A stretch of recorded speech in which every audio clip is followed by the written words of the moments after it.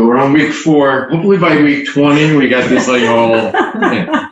But you guys like enjoy all this like behind the scenes stuff. So welcome again. We are now into week 4. 1 month. Yes. Woo! Yeah.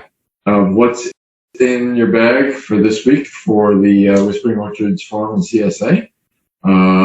Again, my name is Steve. I'm your farmer. This is Valerie, my girlfriend, and this is Sue Ellen, who is one of the CSA members and a nutritionist. And again, we're going to toast this week's with a glass of white wine. Well, this is a white blend from the north coast of Napa, or north coast of Sonoma, and it's from Horse and Plow. Delicious, crisp, really nice. And tasty. So let's toast to the summer solstice. Yay, yay. Summer! And always look your toasters right in the eye or you'll have 7 years of bad sex. Yeah, right here. Let's do one more. Right in. Okay. Okay, oh boy. So tell me what it's been like at the farm. We had such hot, sunny weather. What's going on? It's really, the animals are really taking it hard. Because... Wait, and you just had the piglets, the baby piglets. The piglets are fine. They're actually doing really good. Mom is doing really good. Her name is Thoma. We got her with Louise. We actually named... If the animals are sticking around, they actually... I told him, I said, you can't name an animal. Yeah, so Thoma and Louise, they were just... you actually picked those names out, yeah. And they'll stay forever and always get the piglets. Yeah. And then the piglets don't get named because the piglets become big. I don't even know if they're female or male. Yeah. So, but the piglets are doing really well. They're eating, gaining weight and stuff like that. But we actually, we bring water out to them. We've had to like douse them down with hoses just because pigs do not sweat. They have no sweat glands. So they actually, the reason why they roll in mud and everything is actually for the body temperature. Like elephants. Yeah. Huh. So, and Velma needs more water because she's nursing. Yeah. And then the piglets don't have to worry about water because they're they get it from the milk. Yeah. So, but, the vegetables have been, it's slow. I think one of the things I'm actually learning, and it's got to be, I'm starting to do tissue sample testings on the plants to find out what they're deficient in. You might have seen in some of the posts, this is the first year we're actually converting the farm over to a no-dig type of method, and we're actually putting wood chips. We started putting wood chips down on all of the property that we're planting on. And it takes time to decompose, and we're mixing it with beneficial bacteria and fungus, and actually grass clippings and weeds to break it down to compost to get it into something that's right now usable to grow in. So, but it's different from soil. And it's a learning curve that we're getting to understand how it works and what deficiencies. So we're using a lot of liquid fertilizers, such as fish emulsions and different types of bacteria, compost and stuff like that. Sorry about that. To add to it, and we're actually, one of the things we're making a grass clipping tea, and one of the things we do is we'll cut the grass, put it in a 55-gallon drum, fill it up with water, and let it sit and ferment with beneficial bacteria for about 2-3 days. And what it'll do is it'll extract the nitrogen that's in the grass into a liquid form, and then I could actually spray it on the plants, and it actually increases the nitrogen. So these are some of the things that we learned. Yeah, it's easier to go out and buy synthetic fertilizer, but it's one of the people when I did I saw a talk at one of probably the NOFA, which is the Northeast Farming Association. Okay. They said using synthetic fertilizers is like a thoroughbred. It's really quick for the first couple of years, but thoroughbreds die quickly. They don't last for the long run. Anything will be injured and stuff like that. And it's what you're going to get. You're going to get a real quick boost, but it doesn't sustain itself. And actually, So, you know, And it takes the earth with it when it burns out. well, that's the thing, because you're getting leaching and you're actually killing off the beneficial bacteria that's in the soil. You know, so we're trying to do things the right way, the long haul. Like the compost tea. Lots of different teas, but you don't really drink them. Yeah, they're not teas that you want to drink. It's Indeed. not an Earl Grey. But that's what you do in order to keep the land viable and able to grow for us for decades to come. Corporate farming, the non-organic farming, it really strips the land and makes it very, after a few years, not even Usable. Yeah, you know, the topsoil keeps getting eroded and eroded. But you know, one of the things I'm seeing more of is in the wood chips, we're actually seeing a lot of mycorrhizae. Mycorrhizae is like the fine filaments of what you would see as mushrooms. It's fungus. And the strings are called hyphae. And what that does is it attaches to the root systems of plants. And basically, it's an underground internet. like a symbiotic relationship, right? It is. Yeah. So, like, if this plant over here needs calcium, and it's hooked up to the mycorrhizae, and there's calcium over here, and these things they can run for miles. And it would actually pull that calcium from this area, send it over to this plant in exchange for the sugars that are coming from that plant to help mycorrhizae. So yeah, it's really cool. And when you pull up and you see all this stringing going on, and it's only been 2-3 months, obviously it's working. So it just takes time and stuff. So Now how grow the mushrooms. yes. Oh my gosh. Do I see spring onion? Yes. Baby, look at these. Nice. Oh, tell us about these little delightful white orbs of allium goodness. They were actually started, we started these all by seed. We do have some red ones coming out in a couple weeks. And saving some to grow to full-size onions. And we just planted a whole bunch of seeds for the fall. So these were planted indoors mid-February. And then we transplanted them in around April. So, and then here it is, June. So you're talking about 4 months. So now we'll have stuff that's planted now that'll be harvested in September, October. They'll probably be a little bit larger. And then some of these will actually form into full-size onions. Yeah, the ones that have like the papery huskiness. Yes, and then we'll wind up, what you usually do is you harvest them out with the regular onions and let them cure so that skin hardens and stuff, and it keeps And then they're long lasting. longer lasting, yeah. But literally every part of this, except the little, these rooty things, use all of it. Obviously, the green part. Oh, the green part is great. yeah, You could chop it all up and stuff like that. Yeah, beautiful in salads. Oh, and then these beautiful sweet spring So it's like onions. scallions, I guess. Pretty much, yes. Yeah. Oh. Yeah. Okay. Awesome baby spinach. Yeah. I've been sauteing the heck out of my baby spinach. A little garlic, usually a little bacon fat. There you go. Onions to go with Oh it. my gosh, that's going to be a beautiful little triumvirate right Yeah. there. Right there. So how long do you think we're going to continue to have the babies since the Not much temperature? longer. They're bolting already, and I just planted new stuff, and I'll see how it works. But some of the stuff that we're picking, it's like shot up this much, and it's all got flowers on it. So I'm actually just letting it go to flower.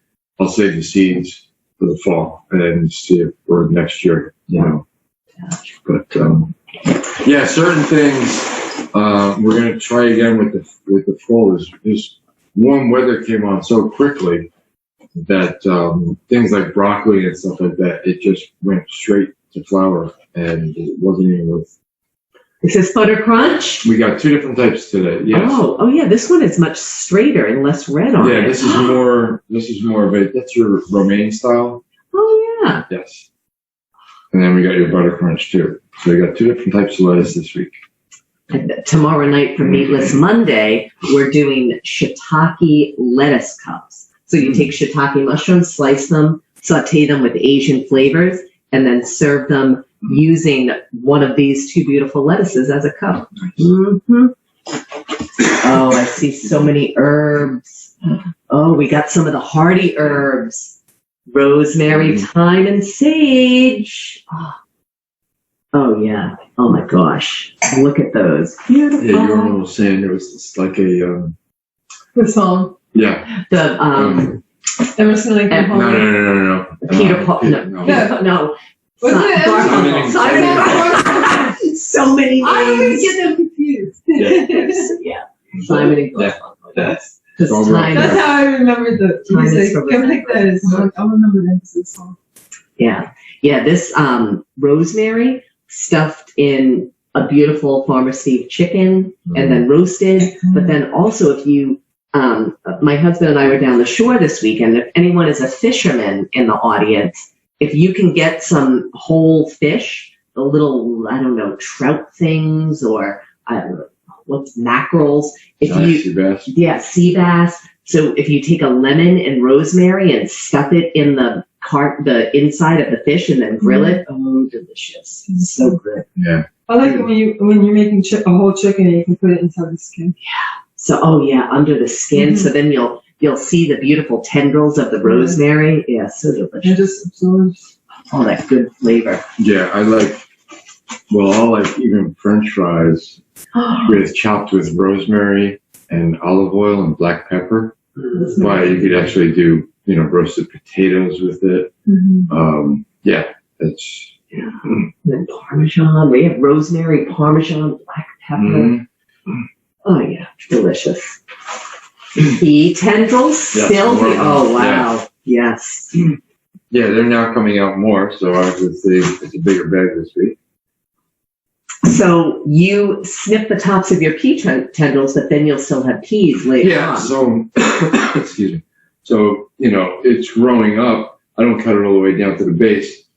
It'll actually branch out where I cut, and you'll get two shoots coming out instead of the one. So it's Promoting growth. Yeah, it is actually promoting more growth. And certain of these peas we're just saving for pea shoots. Yeah.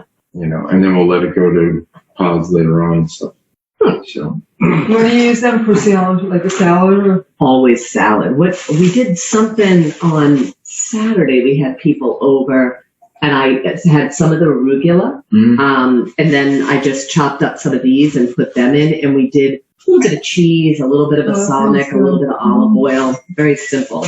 But any kind of salad thing that I'm doing, these always go in. I never. They're nice and delicate too, so it's not real. Yeah, I've never cooked them. I'm sure just a quick saute, but these are, I like to eat them raw. They're the pure essence of the pea flavor. So really good. Oh, and then some of these beauties. These are those turnips, right? Yes. Now, what did we do with the turnips last time, John? We ate them raw.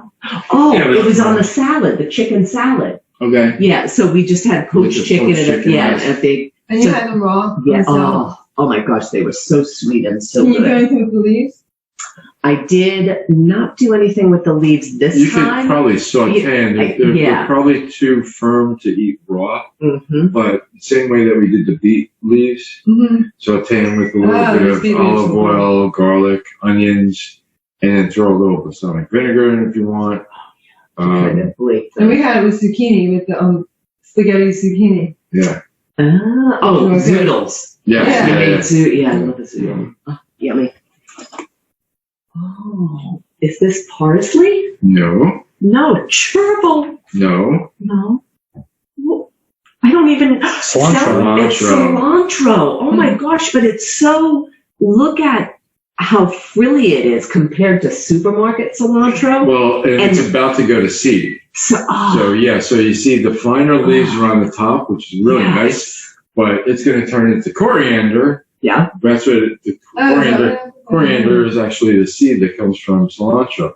So, oh my gosh, it smells so good. And these stalks, I have stopped throwing away the stems of my herbs. So this, I will chop super duper finely and put it raw into a salad or put it raw on, we do Taco Tuesday. Oh my God, cilantro stem raw and a taco will be so delish. Oh, that's beautiful. Or could you put it in the food processor, or would that be too? I would make a green juice out of the stems of that too. I would definitely green juice it because the flavor is so incredible. Feels great with guacamole. Mm-hmm. That sounds good. I was actually looking into avocado trees. They have to be greenhouse or something, right? Yeah, that's what we'd have to do. But yeah, I was looking at some different types of avocado trees to see about getting a couple. Because like I love avocados, guacamole, and stuff like that. And I love guacamole. so, but yeah, we'd have to greenhouse them. But they will last down to, some of the varieties will last down to 20 degrees Fahrenheit. So if it's in a greenhouse, even unheated, it will survive. Yeah, it'll stay. And then we just opened up for the spring, summer, and fall. But yeah, that would lovely. Yeah. There was, I don't remember if it was this past January or at one time around the Super Bowl, there was fear of an avocado apocalypse where people would not get avocados. And I mean, I will say it struck fear in my heart. It really Then did. why was that then? Well, there was something Something with, about the weather or something? I think it had to do with something at the border between Mexico and the U.S. Oh, yeah. You know, who knows? But all I know is I just heard no avocados and I panicked. Yeah. Really panicked. Yeah.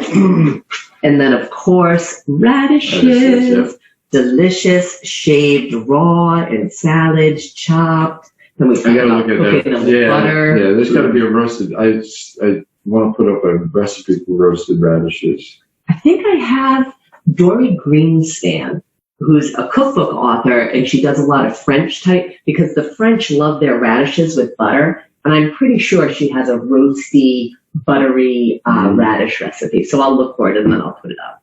But, this is a lovely, fresh, green, delicious take this week, Yeah, Farmer Steve. thank you. Yes, thank you. Yeah, and we will have. We're starting to get green beans coming in. So definitely within the next 2 weeks, we'll have green beans for picking. Hopefully by that time we'll have peas also. That'll be a nice addition. So We can all have our salmon and peas. Isn't it by 4th of July, you're supposed to have salmon and peas and one more thing. I was born in New England, and that was like the big thing by 4th of July at my great aunt's house in Duxbury, Massachusetts. okay. Salmon and peas was like the big thing. I loved it. It was good. Mm. It's good. Fun. So thank you, everyone. Is there Thanks. questions? Does anyone want to chime in about anything? I don't know if anybody else. I'm going to go over and make sure people aren't muted. Yeah, I don't hear anybody. Don't mind my head poking in. Yeah, all I see is just one person that signed in to.